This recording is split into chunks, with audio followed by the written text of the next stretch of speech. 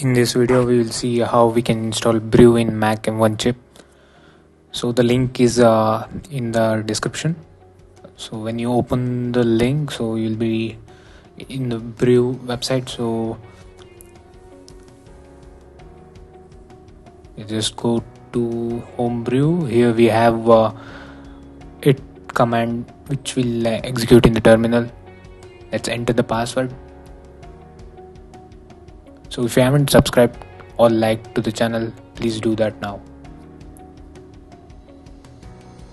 So let's check whether Brew got successfully installed after running that command.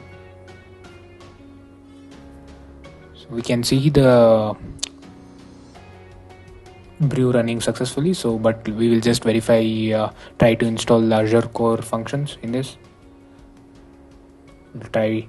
So we are able to run the Brew command. So thanks for watching.